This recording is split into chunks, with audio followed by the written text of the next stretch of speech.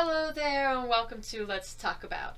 Japan has given us so many great things: anime, video games, amazing food, mind-boggling technology, glossy hentai girls, and crazy game shows. But one of those game shows stood out from the rest. It was called Takeshi's Castle, and the objective was to go through an obstacle course to get to Count Takeshi in his castle. Count Takeshi was played by the now famous Kitano Takeshi, aka Beat Takeshi, and his assistant was played by future politician Hideo Hagashaki Kubaru. They did commentary on the contestants as they ran through the obstacle course. There was also General Tani, played by Hayato Tani, who spoke to the contestants as a group before the game started and initiated each individual run on the obstacle course. There was also a battlefield reporter, played by Junji Inagawa, who talked to the contestants after a usually unsuccessful run. Why am I telling you all about Takeshi's Castle when I'm supposed to be talking about MXC? Well, it's hard to talk about MXC without at least mentioning Takeshi's Castle. In 2003, a man by the name Paul Abeta saw Takeshi's Castle and wanted to make his own game show. He would use just the footage and record new audio over it, kind of like bad lip reading or Djibouti dubs. More than once, someone suggested having it translated, but Paul insisted it was better not knowing and just making dialogue out of content. And lo, MXC, or Most Extreme Elimination Challenge, was born.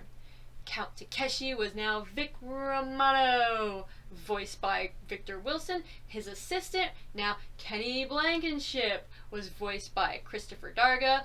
General Tani was now Captain Daniil, voiced by John Cervenka.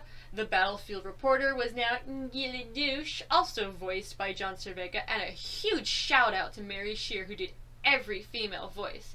A quick note: I couldn't find original names for Kenny and Guy's Japanese characters. I think it's because Hideo was the second assistant to Count Takeshi and Junji was the third battlefield reporter, but they're the ones featured most prominently in MXC. Now, most of, if not all of MXC's jokes were crude or lewd, but that's one of the things that made it so much fun. Sure, it was immature, but who cares? And the jokes were so rapid fire, it made for great replay value. The obstacle courses had names like Big Brass Balls, Sinkers and Floaters, Pole Riders, Circle Jerkles, and so on.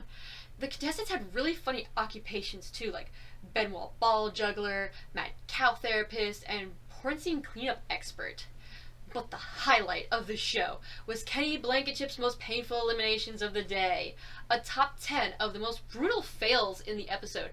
According to the information I found, there were 41 broken ribs, 19 broken jaws, 312 bruised chins, 282 bruised shins, 9 knockouts, 35 concussions, 2 fractured skulls, 112 black eyes, and 62 torn muscles. To quote the legendary infomercial host Phil Swift, "That's a lot of damage."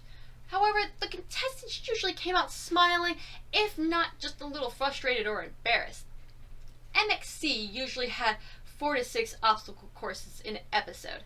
They did have specials though, like a couples episode, a kids episode, a mascot episode, among others. The oddest in the bunch, and the only episode to use new footage, titled Almost Live, was filmed at the peak of the show's popularity at where else but sunny Orlando, Florida.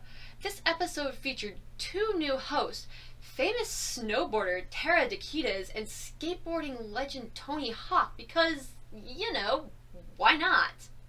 Now, I couldn't find any definitive reason why MXC was cancelled.